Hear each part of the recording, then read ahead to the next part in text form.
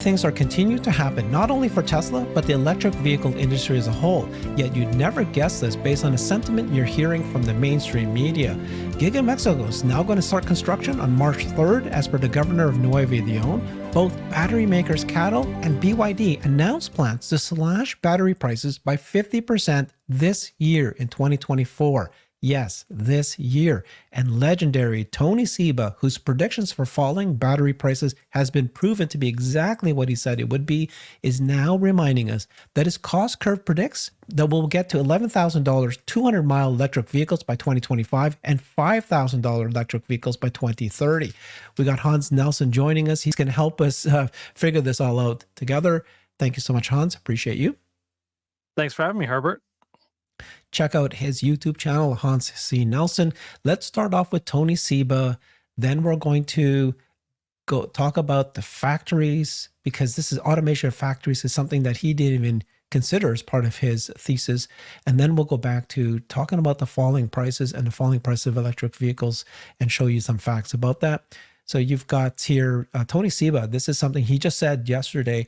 The same 2014 cost curve that predicted US dollar $11,000 US dollar 200-mile electric vehicles by 2025 also predicted $5,000 electric vehicles by 2030. It'll probably happen faster because this comes on the heels of China's BYD talking about releasing an $11,000 car already. What's your thinking about Tony Seba? It's hard to say enough positive things about Tony Seba because he has, his prediction, anyone's prediction. So predicting the future is impossible. Like, you're never going to get it right. But his predictions are so, like, we're talking about 70, 80% type accuracy, whereas most of the rest of the industry is lucky to get 10 or 20% accuracy on their predictions of the future. Tony Seba's core insight really is centered around two things: that technology moves in a predictable graph, and that graph is an exponential graph, not a linear graph. Almost everyone in every industry predicts almost everything on a linear basis. So we think it's going to, this year is going to be 1, the next year is going to be 2, the next year is going to be 3, the next year after that is going to be 4. And unfortunately, or I guess the reason for that is that humans understand a linear world very well. Everything, our brains kind of have evolved to operate in a world of linear relationships. Technology opens up the door to exponential curves at a rate that really hasn't been something that we've seen in the past. And that was, one of the things that Andre Millet really pulled out in that talk that he gave at the WEF. And, regardless of what you think about his political position on that, the chart that he showed was an incredible chart of just hockey stick growth. And a big part of that growth in world GDP that has almost all occurred in the last 200 years is attributable to technology. And it's just a function of the fact that the technologies that we're developing are exponential in nature, not linear. And so when everyone else is out there projecting linear trends for the adoption of technology, they're just wrong because they're not using the right formula for how this operates. And so Tony Seba has recognized these things. He's published tons of research on it. He's made tons of long-range predictions. And like I said, his predictions are almost always very close to reality, and they get the overall trend correct, even if they're off, a little bit here or there on where something lands. And so, like he said, he predicted an $11,000 vehicle in 2025 that had 200 miles of range. And this year, we'll get to it later, but BYD is releasing the Seagull for $11,500, but it has 250 miles of range. This is the year 2024, not 2025. And so he actually even underestimated a little bit what was going to be possible in the marketplace. And this was at a time when people were projecting 1 to 2% growth in EV market share every year from now until 2050.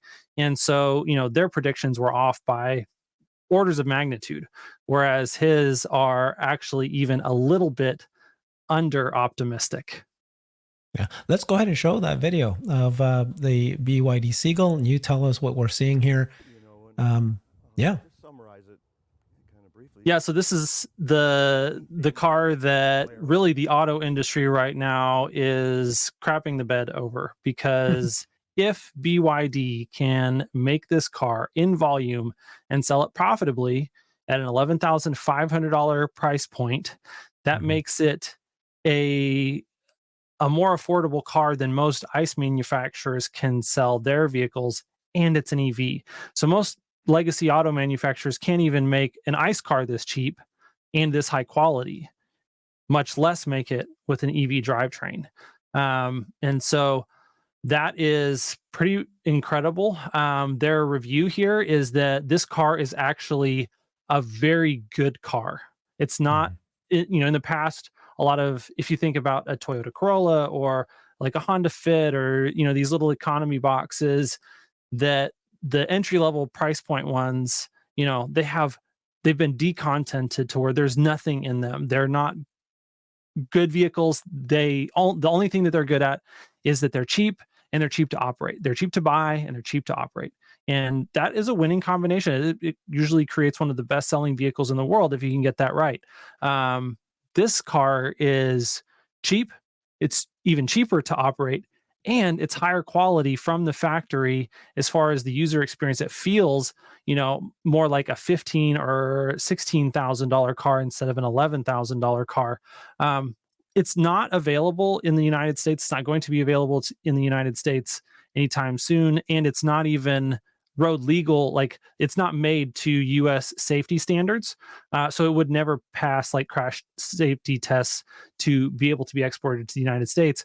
But it looks like they're on a good trajectory to be able to sell this vehicle in Europe. So this is going to be sold in China, potentially has a future of being sold in Europe, and it's only a matter of time before Chinese manufacturers are trying to enter the US market with something relatively similar to this. And I mean, it just spells imminent death. Like, this is the Japanese invasion 2.0 textbook Yeah. for the US auto industry. And the only company that looks set up to be able to withstand that in the future is Tesla right now here in the United Tesla. States. And here's a couple of reasons, right? So obviously, Tony Seba predicted falling battery prices. We're going to show you that both Cattle and BYD is releasing 50% cheaper batteries now this year, 2024. You see BYD coming out that. You've heard about Tesla's compact car, but Tesla's also doing things where they're not only talking about the battery prices, which alone can deliver these lower prices. It's all about the automation of the factories. So before we get there, let's report on this news here that Giga Mexico announced, or the governor of Nuevo Leon announced, that the Giga Mexico's construction is going to begin on March 3rd. That's basically next week. It's finalized. It's approved. They're launching Giga Mexico. Did you have any thoughts on this? This is incredible news. We've been waiting for this. We know that Tesla really pulled forward their plans to manufacture the next generation vehicle in Austin, and kind of in replacement of Mexico. And it's been really hard to tell, like, what is the progress of that program right now. So to see this is an external sign that, hey, they're ready to manufacture or to begin building the site in Giga Mexico. And we know that originally Tom Zhu's optimistic plan was that they would be able to begin producing the first vehicles in that factory within a year of breaking ground. And so we'll see if that continues to be the case. I don't know if they'll have quite as much of a sense of urgency to accomplish that in Mexico, since they will be producing it in Austin. But if they've been making progress in Austin, we should at least think that we're going to have the first next generation vehicles coming out of Austin within a year of breaking ground in Mexico, which, potentially puts us in Q1 of 2025, having the first next generation vehicles be delivered. Now, I don't expect to hear anything externally from Tesla on this. They're going to try and be very hush hush about what that rollout is going to look like. And they could potentially even try and build up a significant amount of inventory before they begin selling these to the public. So it could, push that out a little bit. But what this is telling me is that 2025 should be a year where we see meaningful production of the next generation vehicle platform, and that we will be in volume production of next generation vehicle platform in 2026. Yeah, I think that's a big deal, right? Because Giga Yeah. Mexico, this is compact car. And compact car can't just be produced by one factory. It's got to go and scale as fast as possible. So Giga Mexico, and eventually we'll hear, other factories building it too, but they need to build it in scale. So Giga Mexico started. Here's another drop that Tesla just did where they talked about their factories. So they were just, showcasing the Tesla manufacturing is building a machine that builds a machine. And this is something that people can't forget. The Tesla's focus is on automation and making sure that they can be so efficient. That in fact, their product, right? The factory is the product. They keep talking about it. That if they can make the factory efficient, then they'll be able to make cheaper, more efficient, more higher quality cars. Let's watch this minute video that they released and take a look at it. 7 factories. You got Fremont,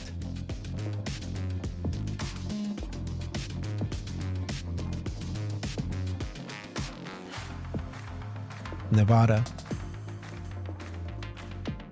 They don't just make cars, they make batteries, megapacks. You got the Semi. It's going to go full production this year. New York makes the superchargers, solar roof.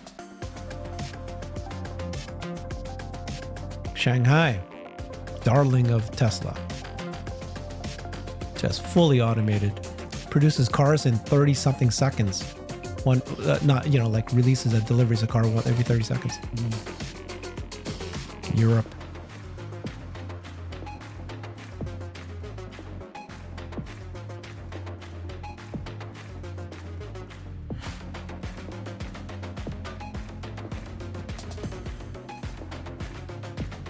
It's going to go in full production this year, Lathrop.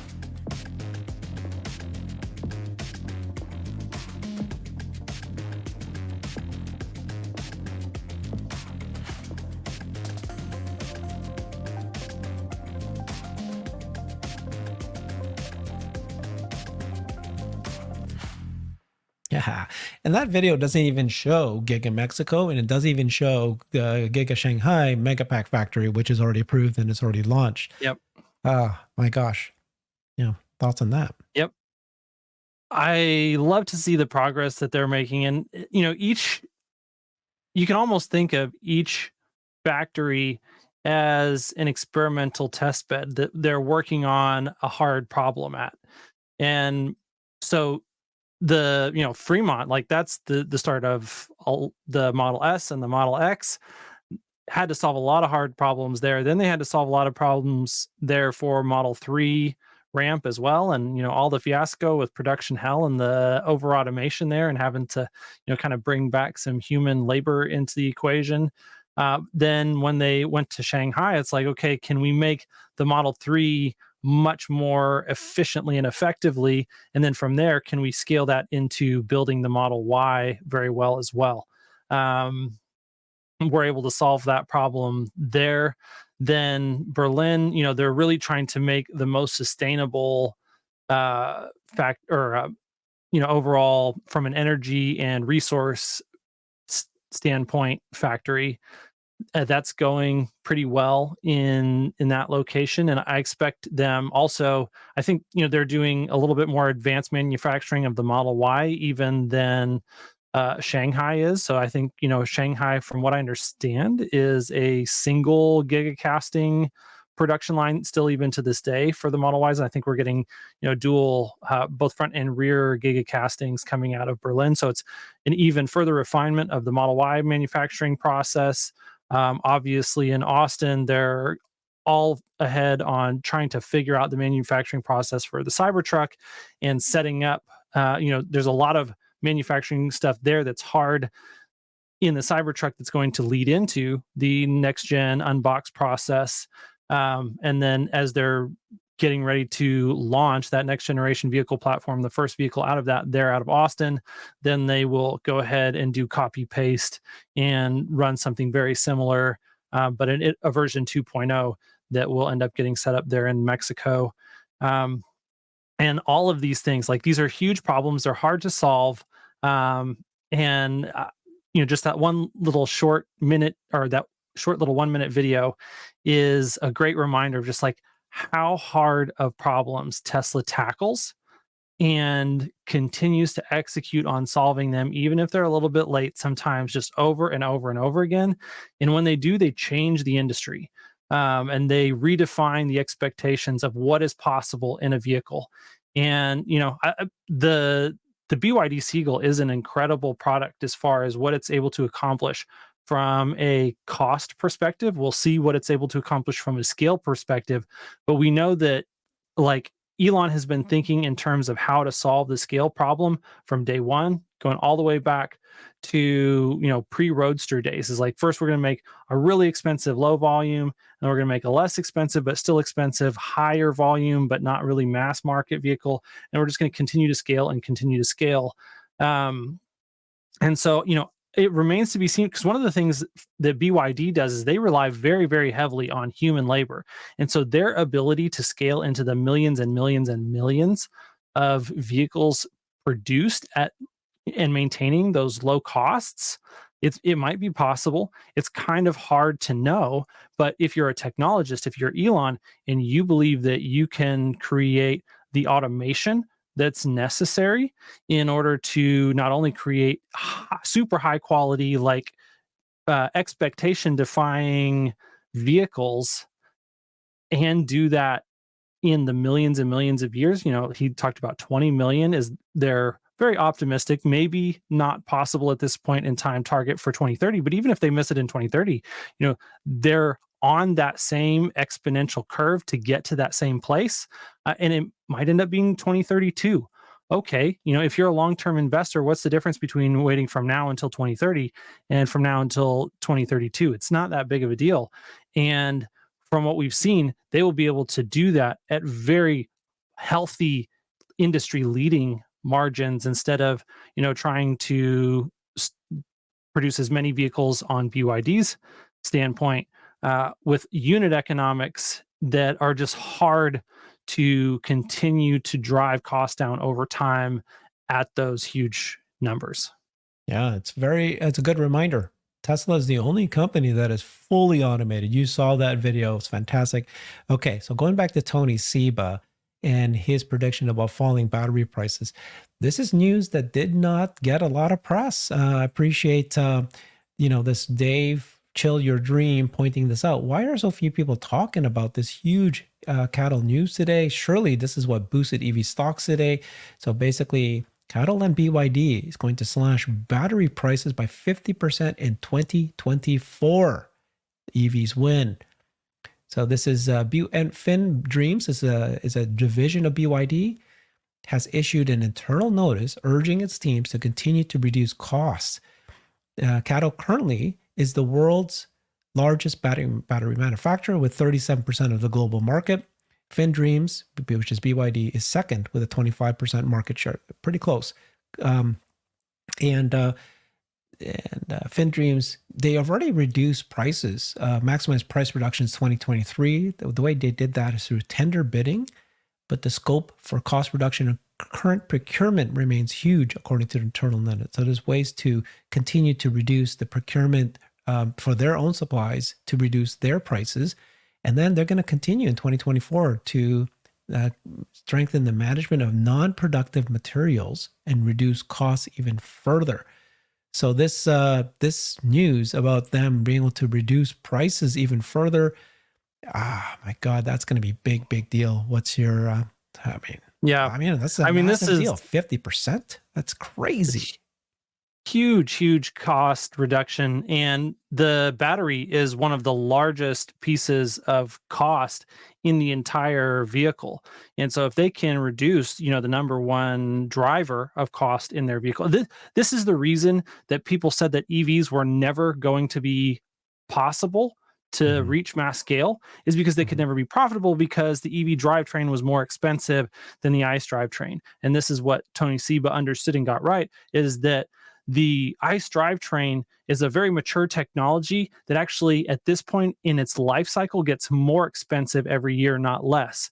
Whereas batteries are a new technology And relatively, these batteries, lithium ion batteries, whether that's lithium iron phosphate or other, lithium with nickel, that these are relatively new technologies, and that every year we make more and more of them, and we figure out ways to take cost out of them. And all of the cost reduction programs that they were talking about there are in the supply chain. They're not in the core technology. They don't need some scientific breakthrough like we're going to create, dry solid state batteries, or we're going to innovate on some fancy new chemistry.